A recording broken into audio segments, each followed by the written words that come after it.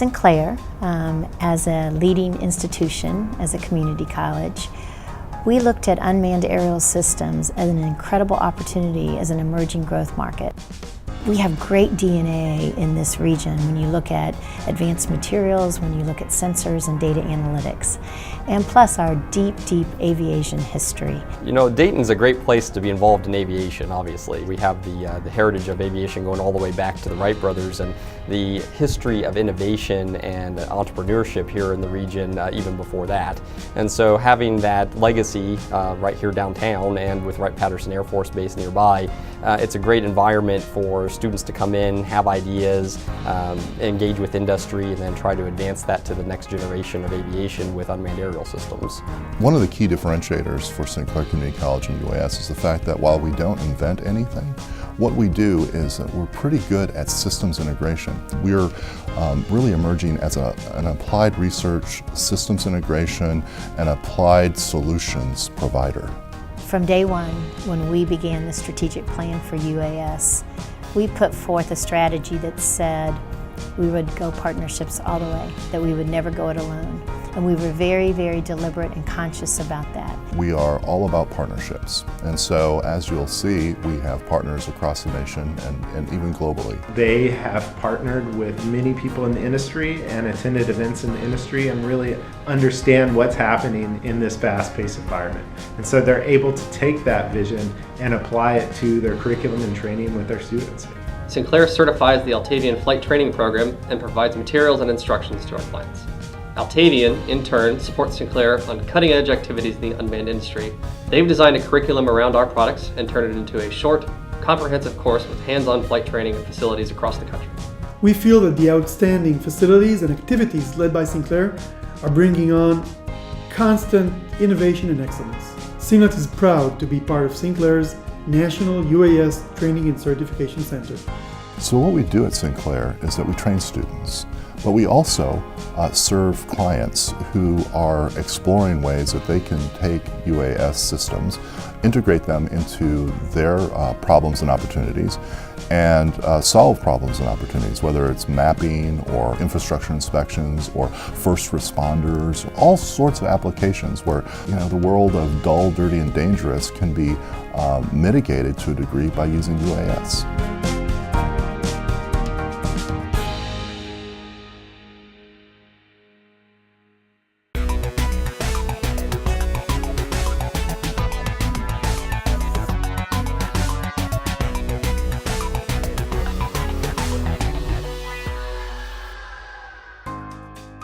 Really, it's important to test the application of unmanned aerial systems for civil and commercial applications to really learn what's possible. What we try to do in these application pathfinder activities and integrations for commercial application is we say, well, if we know what the application is, what sensor would require that? So with multispectral, infrared, visual spectrum, is it still frame mapping, is it video, or any other combination?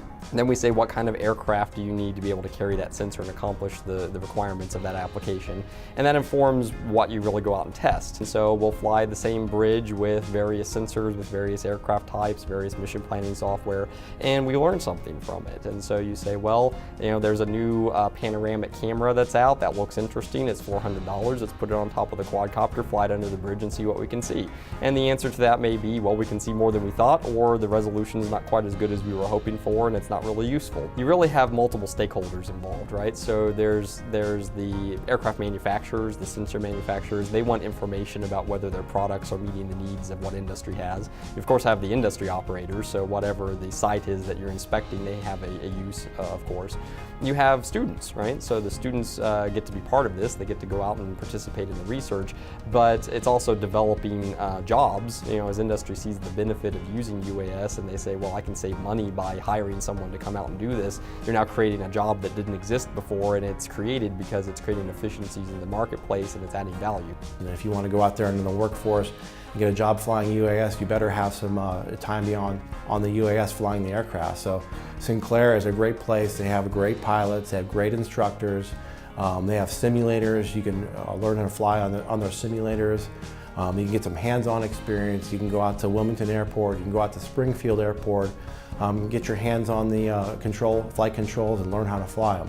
Sinclair is one of the best places in the country to go do that. Using UAS technology is a great tool of assessing conditions of roadways. Another use is for bridge inspection. Bridges are constantly deteriorating, are always in a state of deterioration at some level. So using UAS as a tool will make it safer. Motorists want to know that they're driving on safe roads. Taxpayers want to know that their dollars are being stretched, and we believe this new technology of UAS will help do both. So, as a community college, we're interested in, of course, serving our local community and the state of Ohio and really the country. And so if by virtue of going out and doing these applied commercialization research projects, we're helping that whole group of stakeholders, that's great.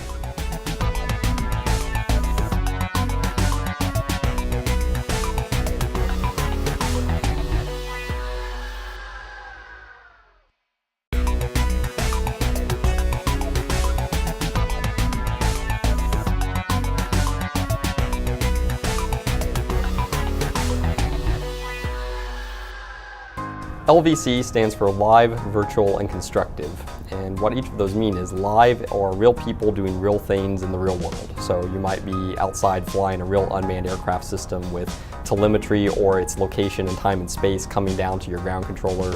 You might be broadcasting a video feed. You might be walking around in the environment with a cell phone broadcasting your location. Virtual are where you have real people doing simulated things. So you might be sitting at a simulation station operating a sensor feed from a virtual aircraft. And then constructive might be computer-generated actors that you really aren't controlling, but they can provide information to the scenario. Those three feeds really get put into a scenario environment and they appear as if they're all happening at the same time together. Our interest in LVC is for civil applications, and so first responder applications, infrastructure inspections, beyond line of sight, concepts of operation development and things like that. Sinclair's work in UAS, specifically around the live, virtual, and constructive, really helps to keep the region on the cutting edge of both UAS technology and UAS actual flight. So it's really an important piece of the puzzle in terms of how you establish, understand, and test potential commercial applications. LVC is really attractive for training because it allows us to integrate more participants in a scenario more inexpensively. So you could have a lab of say 10 or up to 20 students sitting here in this simulator lab engaged with other students that are out in the field flying live aircraft. They could be connected to our mobile ground control vehicle, so you could have additional operators there. And in one of our prior exercises, we actually had participants connected to our LVC exercise participating live from Israel. Every organization running a SimLab system can potentially participate in an LVC exercise. So not only making all those pieces play together, but also the application that they're playing on, like search and rescue, inspections, and other important civil applications. With LVC, you're not just simulating the inputs to a flight controller and measuring its outputs, you're simulating the entire operational environment. Vehicle, human, airspace, social, and other intangible measures that go into the complexity that is flying an aircraft in the National Airspace System. Working with Altavian and Simlot, we were able to develop a simulator for the ground control station of the Altavian's flight control system. And so you can sit in our simulator lab, in our mobile ground control vehicle, or anywhere that software is installed and run in simulator mode just as if you were sitting at the real ground control station, leveraging the Simlot software. So it's our plan in the future to be able to do that remotely, so you can log in through the internet and then be able to work through your ground planning and a lot of your con-ops before you ever show up to the airplane, save you time on site and make it much more effective while you're there.